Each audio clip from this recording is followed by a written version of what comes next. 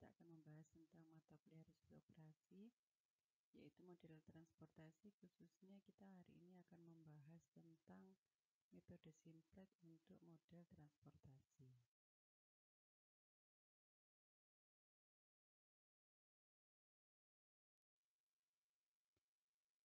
Metode simplex untuk transportasi ini memanfaatkan notasi matriks untuk koefisien pada baris 0. Jadi tabel yang digunakan adalah tabel dua arah seperti pada materi sebelumnya, pada pertemuan sebelumnya. Walaupun ada M plus N kendala, hanya M plus N min 1 yang bebas. Ini tercermin dari struktur berikut, yaitu CBV B inverse itu adalah U2, U3 sampai UM, kemudian V1, V2 sampai Vn. Yaitu U ini merupakan M-1 kendala supply dan V1 sampai Vn ini adalah N kendala demand. Nah, U1 ini sama dengan 0. Dengan struktur tersebut, fungsi objektif dari masalah transportasi untuk basic variabel tertentu ini akan bersifat istimewa, yaitu CIJ bar, yaitu CBV B inverse AIJ minus CIJ ini sama dengan 0. Nah, ini adalah CBV B inverse, kemudian ini adalah AIJ, kemudian dikurangi CIJ ini sama dengan 0. Nah, dari sini maka UI plus VJ dikurangi CIJ ini akan sama dengan 0. Atau UI plus VJ ini sama dengan CIJ. Ini berlaku untuk seluruh XIJ yang merupakan basic variabel dan U1 itu sama dengan 0. Koefisien baris 0 untuk keseluruhan XIJ ini mempunyai bentuk CIJ bar itu sama dengan UI plus VJ dikurangi CIJ. Nah, CIJ bar ini akan bernilai 0 untuk semua XIJ yang merupakan basic variabel dan lebih dari 0 untuk XIJ yang merupakan non-basic variabel, dan ini dapat menurunkan nilai Z. Kemudian kurang dari 0 ini untuk semua XIJ yang merupakan NBV, dan ini dapat menaikkan nilai Z. Nah, langkah-langkah metode simplex untuk transportation problem ini, yang pertama, apabila transportation problem tidak balance, kita buat balance dulu. Selanjutnya kita gunakan salah satu metode yang sudah kita bahas di pertemuan sebelumnya, yaitu Northwest Corner, minimum cost, dan metode Vogel untuk menentukan BFS yang pertama atau initial solution. Nah, Vogel ini terkadang basic visible solutionnya sudah merupakan solusi yang optimal. Langkah ketiga, kita memanfaatkan sifat UI plus VJ sama dengan CIJ untuk seluruh basic variabel dan U1 sama dengan 0. Ini digunakan untuk menentukan seluruh U dan V dari BFS yang ada. Makanya kita harus punya BFS dulu. Langkah keempat, ini kita hitung koefisien baris 0 pada seluruh sel. Nah, perhatikan kriteria optimalitas pada koefisien baris 0, yaitu minimisasi. Jika ada sel dengan koefisien baris 0 yang dapat menurunkan nilai Z atau bernilai positif, pilih yang paling banyak menurunkan nilai Z, berarti pilih yang paling positif. Jadi pilih XIJ sebagai basic variabel yang baru dengan memanfaatkan sifat looping. Nanti bagaimana looping ini akan kita lihat di contoh pada tabel. Langkah kelima, dapatkan BFS yang baru. Kemudian kembali lagi ke langkah 3. Oke, ini jadi kita langsung masuk ke langkah kedua karena kemarin sudah kita dapatkan BFS dari metode Northwest Corner, metode minimum cost, dan metode Vogel. Nah, yang kita pakai ini adalah metode Northwest Corner. Nanti silahkan Anda mau memilih yang minimum cost juga boleh, Vogel juga boleh. Vogel itu biasanya sudah mendekati solusi optimal. Oke, dari metode Northwest Corner kemarin kita dapatkan BFS-nya itu adalah X11, kemudian X21, X22, X23, X33, dan X34. Nah, ini kemudian sementara kita abaikan nilai XIJ-nya yang 35 dan seterusnya tadi ya. Ini kita cuman perhatikan posisi letak basic variabelnya, jadi X11, X21, X22, X23, X33, dan X34 ya. Berwarna abu-abu muda. Nah, kemudian kita cari solusi. Jadi yang ini adalah U1, U2, dan U3. Kemudian untuk yang demand ini adalah V1, V2, V3, dan V4. Nah, ini kita cari solusi untuk seluruh U dan V secara bertahap untuk setiap basic variabel. Jadi kita mulai dulu dari U1. U1 itu selalu bernilai 0. Oke, kemudian kita berjalan ke X11. Jadi yang kita kerjakan ini, yang kita mencari U dan V ini, kita bekerja dengan yang merupakan basic variabel. XIJ yang merupakan basic variabel. Jadi yang pertama adalah X11, sehingga U1 plus V1 itu sama dengan C11. C11-nya adalah 8. Nah, dari sini karena diketahui U1-nya 0, maka V1-nya adalah 8. Oke, kita dapatkan V1-nya adalah 8. Selanjutnya kita bergerak ke X21. X21 maka U2 ditambah V1 ya, X21 ininya 2, ini 1 sama dengan C21. C21-nya adalah 9. Kita punya V1-nya adalah 8, maka U2-nya adalah 1. Kemudian selanjutnya kita ke X22. X22 berarti U2 V ditambah V2 sama dengan C22. C22-nya adalah 12. Oke, sekarang kita sudah punya U2 adalah 1 sehingga didapatkan V2 adalah 11. Selanjutnya ke X23. X23 ini berarti U2 plus V3. X23 jadi U2 plus V3 sama dengan C23. C23 adalah 13 sehingga kita tadi sudah punya U2 adalah 1 sehingga V3 adalah 12. Kemudian kita lanjut ke X yang menjadi basic variabel selainnya adalah ini ya, X33. X33 berarti U3 plus V3 sama dengan C33. C33-nya 16, kita sudah punya V3 adalah 12, berarti U3 adalah 4. Dan terakhir kita mencari V4, itu dari sini yang menjadi basic variabel adalah X34. Sehingga kalau X34 itu U3 plus V4 sama dengan C34. C34-nya 5, kita sudah punya U34 berarti V4-nya adalah 1.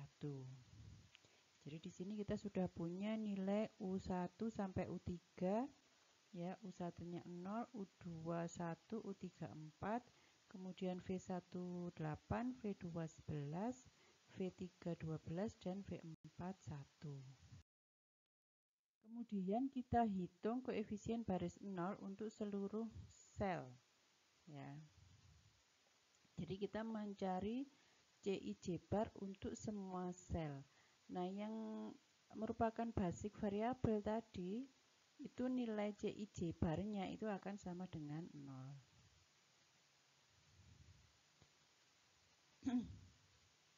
Jadi kita hitung semuanya mulai dari C11. Nah, ini kan 0 ya, karena tadi kan memang dicari dari persamaan ini, dari karakteristik ini. Jadi nanti yang X11, X21, X22, X23, X33 dan X34 ini CIJ-nya akan bernilai 0. Untuk C12 bar ini kan bukan basic variabel, kita hitung dari U1 plus V2, jadi 12. Ini 12 dikurangi C12. Hasilnya adalah 5. Jadi U dan V-nya sudah kita hitung di slide yang sebelumnya. Nah, ini kita hitung semuanya mulai dari X11 sampai X34 ya. Kita hitung semuanya. Oke, jadi ini sudah kita hitung semuanya. Perhatikan yang basic variabel ini nilainya 0 semua.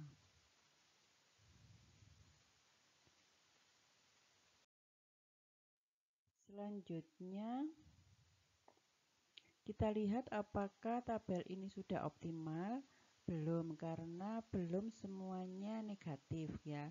Tadi dikatakan kalau ada yang positif berarti masih bisa menurunkan nilai Z. Sehingga kita mencari XIJ yang dapat digunakan sebagai basic variabel berikutnya, yaitu ada pada sel yang dapat menurunkan nilai Z yang paling banyak, yaitu yang mempunyai nilai paling positif. Nah, di sini yang paling positif adalah X berapa? Ini ya, 6 ini, X32. Sehingga 6 ini yang atau X32 ini yang akan dijadikan sebagai basic variabel.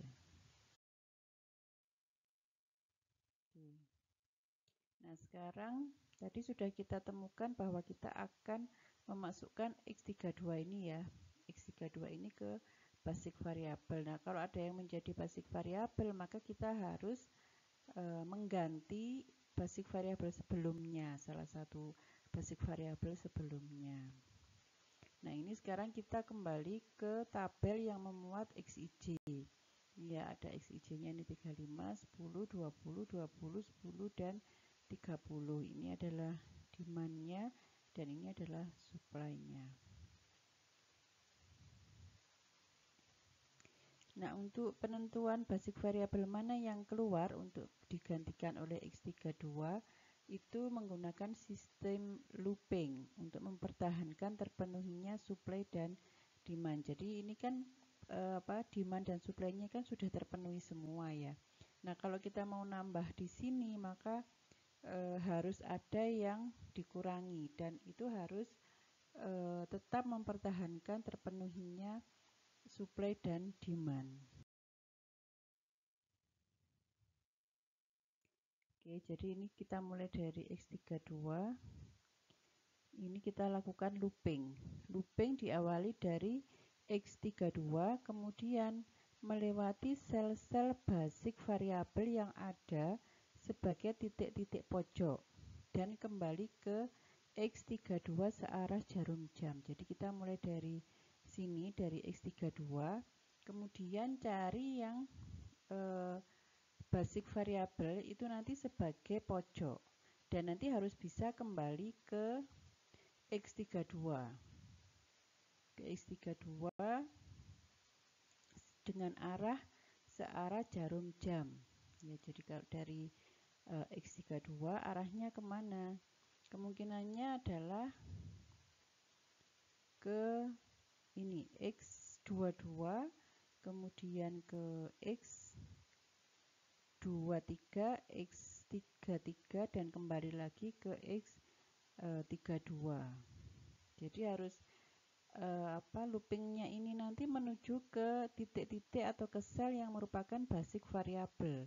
Arahnya harus sesuai arah jarum jam dan harus bisa kembali lagi ke sini gitu. Jadi kalau misalkan dari sini kan kemungkinannya ya cuman ini aja yang merupakan basic variable. Di sini kan tidak ada. Nah, arahnya kan harus searah jarum jam. Jadi ya kemungkinannya hanya ke X22, kemudian ke X23, X33, dan kembali lagi ke X32.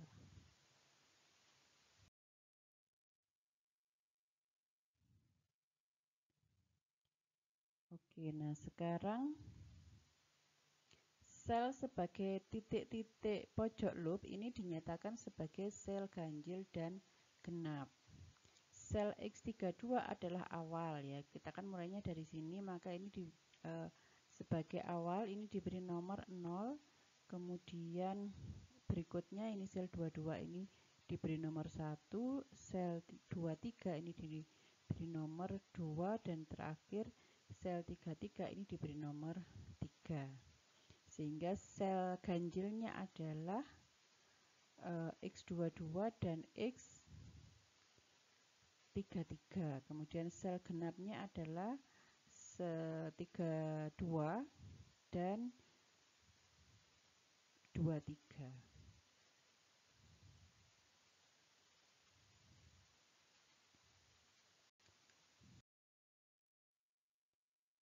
Nah, kemudian kita alokasikan perubahan pada sel ganjil.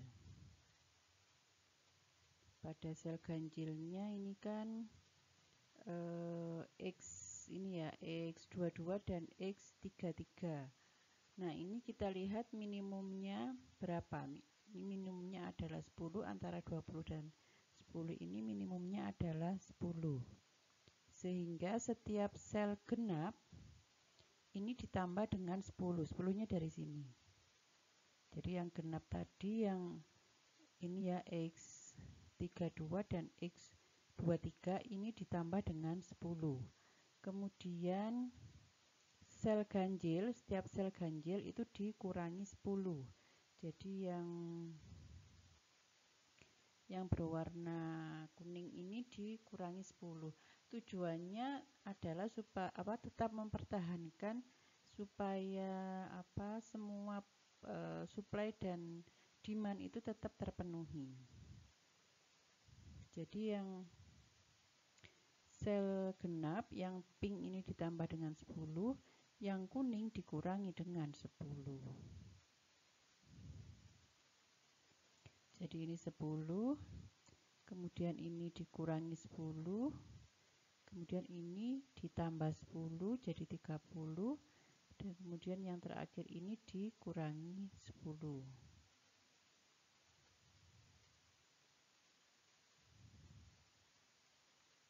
Ini jadi 0 ya, ini harusnya.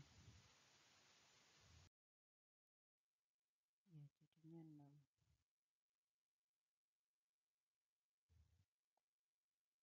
Sehingga totalnya akan tetap, yaitu ini ya, 35. Jadi ini setelah ditambah dan dikurangi tadi, ini jadi 10, ini 10, 30, 0. Nah, ini kalau dijumlahkan tetap ini 45, ini 20, ini 30, 30. Kemudian yang suplainya tetap 35, ini 50, kemudian ini 40. Jadi sesuai dengan supply dan demand.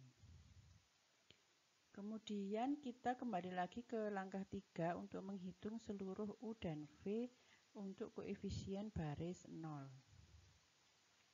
Kemudian menentukan apakah sudah diperoleh solusi optimal berdasarkan kriteria optimalitas dari koefisien baris 0.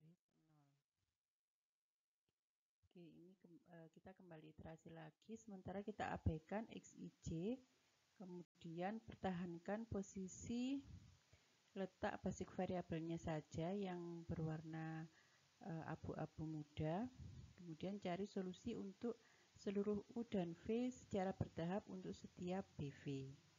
Jadi kita kembali lagi ke mencari U dan V. Kita mulai dari U1 sama dengan 0, kemudian basic variabelnya ini di X1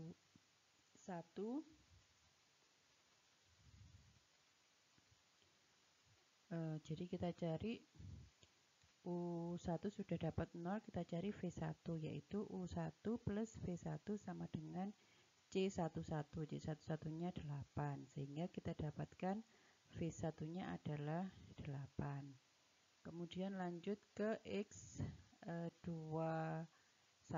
X21 berarti U2 ditambah V1 sama dengan C21 yaitu 9. Kita sudah punya V1 tadi 8, sehingga U2 nya adalah 1. Selanjutnya ke ini ke X22 ya. X22 ini berarti U2 ditambah V2 sama dengan C22. C22 nya adalah 12, sehingga kita punya U2 nya tadi 1, sehingga V2 nya adalah 11. Kemudian bergerak ke, Anda bisa ke ke X23.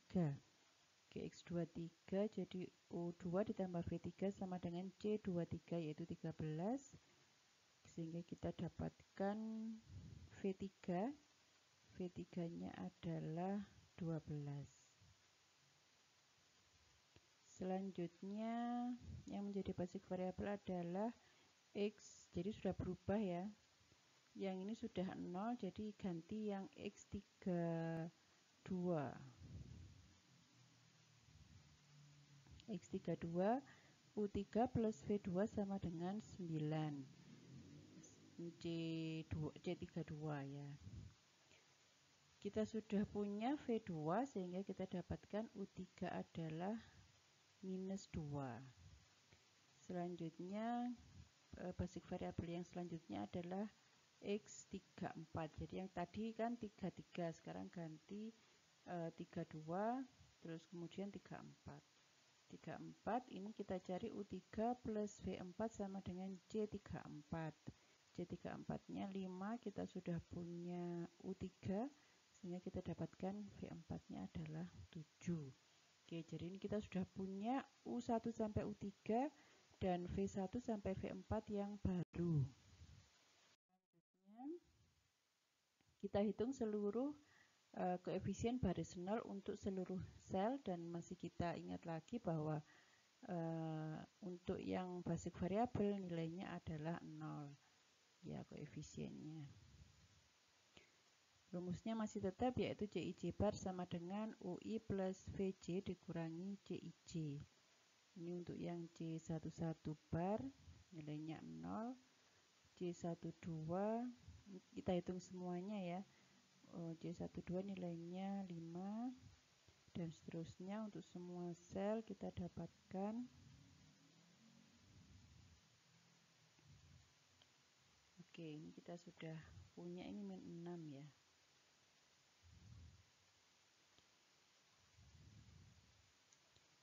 Nah, perhatikan masih tetap ya untuk semua basic variabel ini koefisiennya.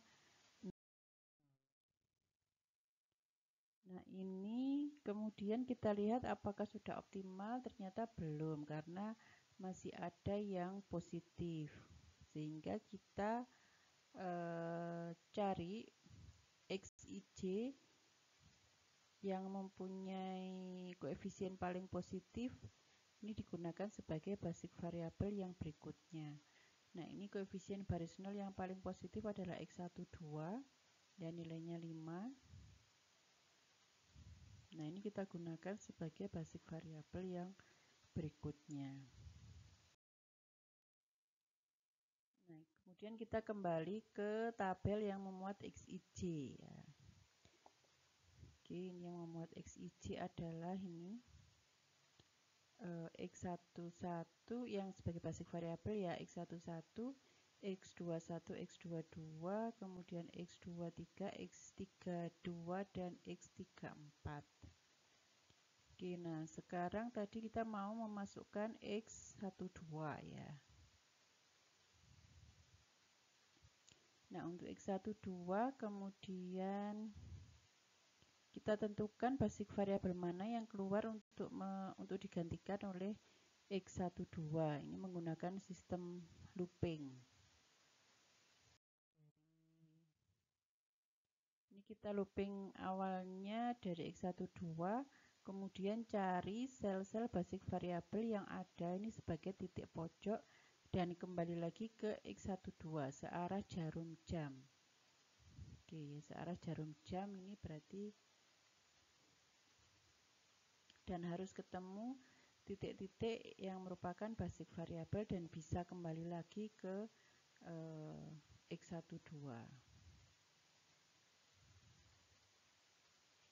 Sehingga dari sini kemungkinannya hanya dari X12 ke X22, kemudian ke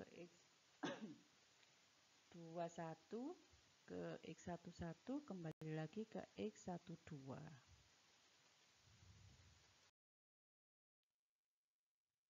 Oke, jadi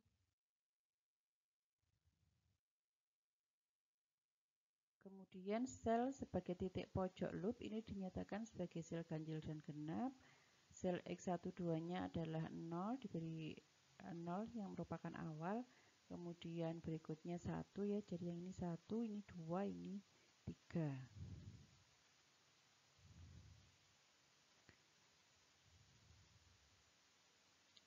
Jadi yang ganjil yang ganjil ini diberi warna kuning dan genap ini diberi warna.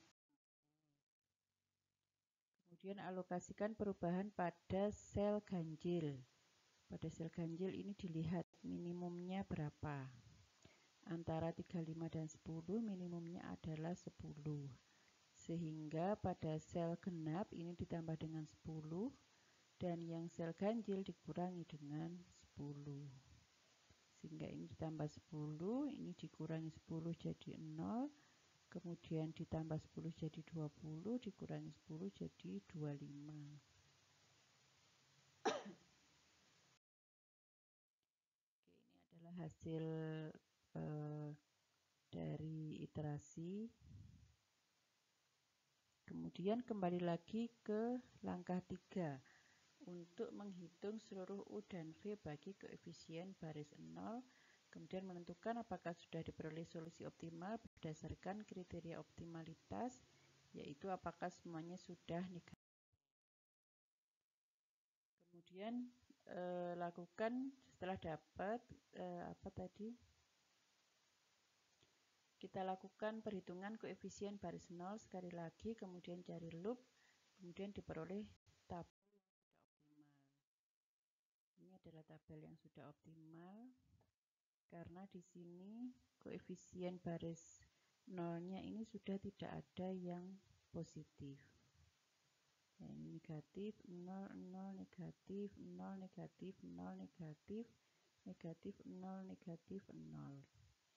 Nah, basic variabelnya adalah menjadi X12, X13, jadi X12-nya 10, X13 25, X21 45, X23 5, X32 10, dan X34 30. Ini totalnya adalah 35. Ini totalnya 50, totalnya 40 sesuai dengan supply-nya. Kemudian demand-nya ini 45, ini 20 totalnya. Totalnya 30, ini juga 30 sesuai dengan jumlah demand.